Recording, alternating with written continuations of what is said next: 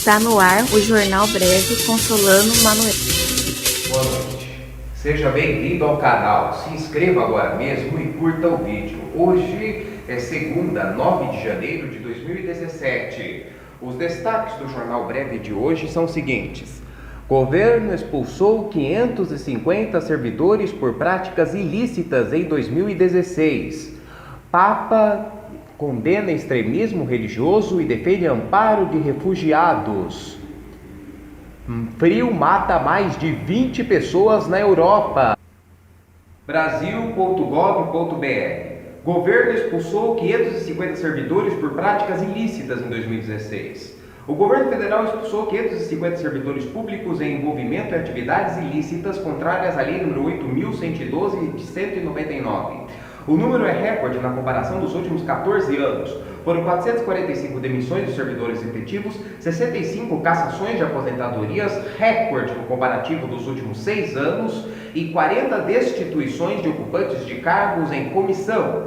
O principal motivo das expulsões foi a prática de atos relacionados à corrupção, com 343 penalidades aplicadas, ou 65,3% do total. O percentual aumentou em relação a 2015, quando atingiu 61,4%. Já o abandono de cargo, a insalubridade ou acumulação ilícita de cargos são fundamentos que vêm em seguida, com 158 dos casos, 24,4%. Na histórica de 2013 a 2016, o governo federal já expulsou 6.209 servidores. Desses, 5.172 foram demitidos, 493 tiveram aposentadoria cassada e 544 foram afastados de funções comissionadas. Nos últimos 14 anos, as unidades da federação com o número mais elevado de punições foram Rio de Janeiro, Distrito Federal e São Paulo. As pastas com a maior quantidade de estatutários expulsos foram o Ministério do Desenvolvimento Social e Agrário, Ministério da Educação e Ministério da Justiça e Cidadania. Já na comparação proporcional, o Amazonas é o estado que registrou a maior média de servidores federais punidos, com 11,6 expulsões por cada 1.000 servidores, seguido do Mato Grosso do Sul,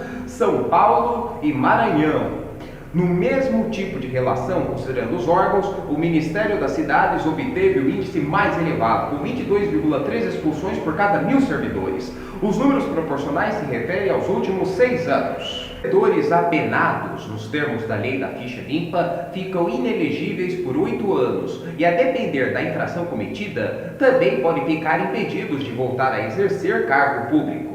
Em todos os casos, as condutas irregulares ficaram comprovadas após condução de processo administrativo disciplinar, o famoso PED, conforme determina a Lei 8.112/1990, que garantiu aos envolvidos o direito à ampla defesa e ao contraditório.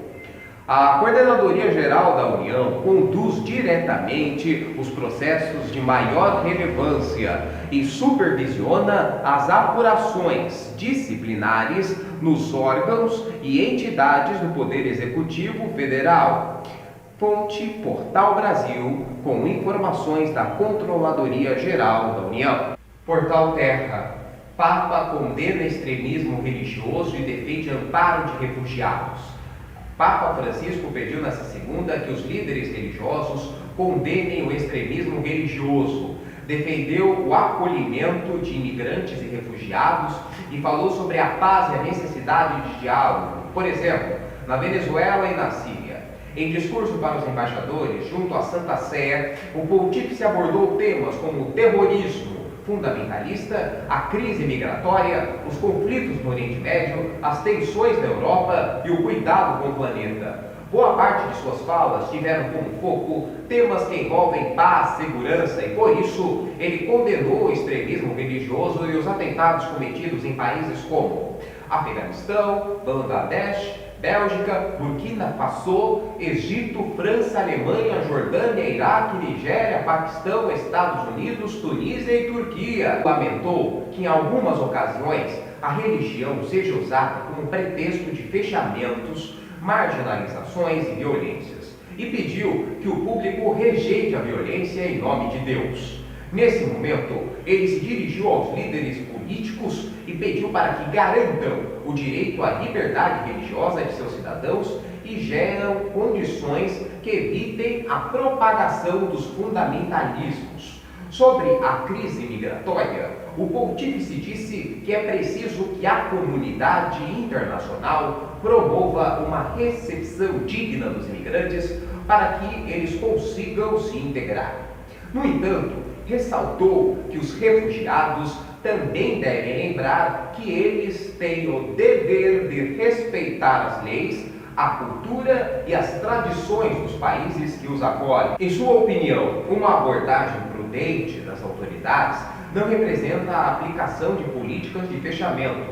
Segundo ele, o correto é avaliar com sabedoria até que ponto o país é capaz de oferecer uma vida decente aos imigrantes, sem lesar o bem comum dos cidadãos.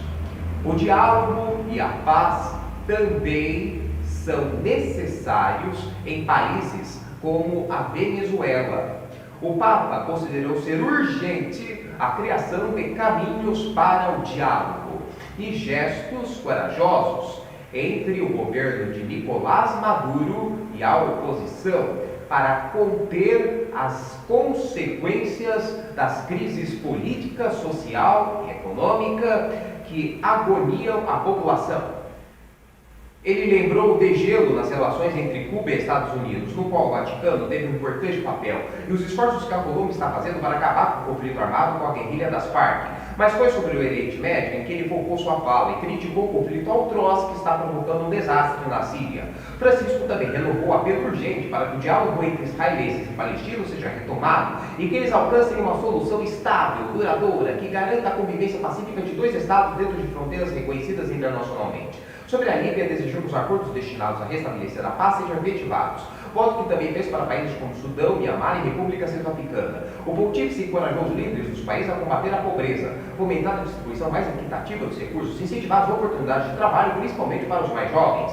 No fim, falou sobre o Acordo de Paris sobre a mudança climática, um sinal importante do compromisso de deixar o mundo habitável para as próximas gerações. O Papa disse que a paz é um dom, um desafio e um compromisso. 182 países mantêm relações diplomáticas com o Vaticano.